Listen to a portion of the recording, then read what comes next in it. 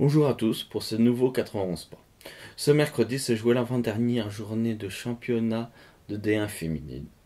Fleury recevait Guingamp. À l'aller, les Bretonnes avaient battu les Fleuriacumoises 4-1 en Bretagne.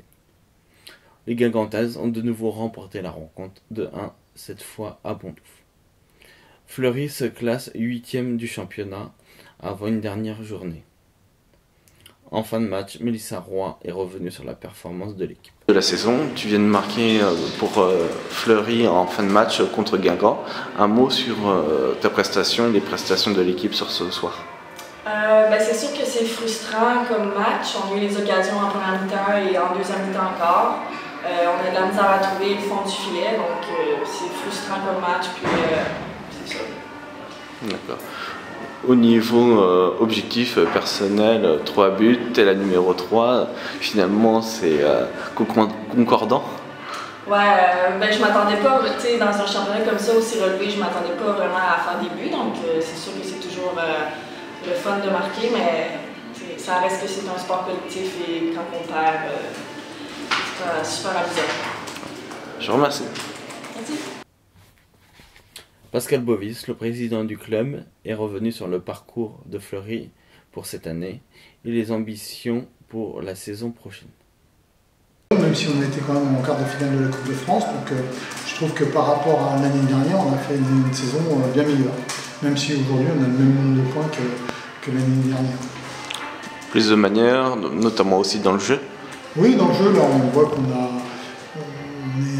on est mieux dans le jeu, il nous manque encore un petit quelque chose pour franchir un palier et il faut absolument qu'on le fasse l'année prochaine. Mais cette année, on a fait quand même des belles petites choses. On a fait match nul avec Lyon chez nous, enfin, beaucoup d'équipes qui ont réussi à faire ça. Donc il y avait un bon esprit dans l'équipe, il faut qu'on garde cet esprit et puis qu'on soit encore un peu plus performant l'année prochaine parce que c'est un objectif pour le club.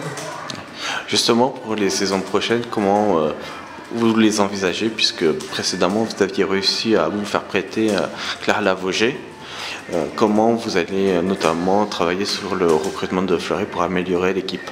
Alors, cette année on s'est fait aussi prêter quelques joueuses, mais vu qu'on a fait quelques résultats finalement contre Montpellier, voire contre Lyon, je pense qu'on aura un peu plus de balles l'année prochaine à se faire prêter des joueuses, mais on verra bien. Et sinon on essaiera de recruter un peu à l'étranger peut-être. D'accord. Puisque justement Paris et Lyon sont des friands des recrutements à l'étranger.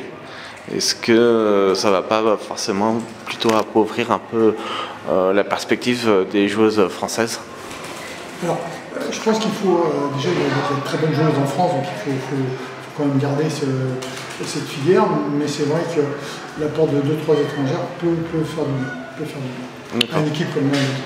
Du coup, vous avez été maintenu assez récemment. Du coup, pour l'année prochaine, vous voulez un maintien beaucoup plus tôt. L'objectif est de franchir un cap l'année prochaine, effectivement, plutôt de s'inscrire dans les 5 premiers du championnat plutôt que dans les 5 suivants. Ce n'est pas un objectif simple parce que chaque année, le niveau d'AD1 augmente.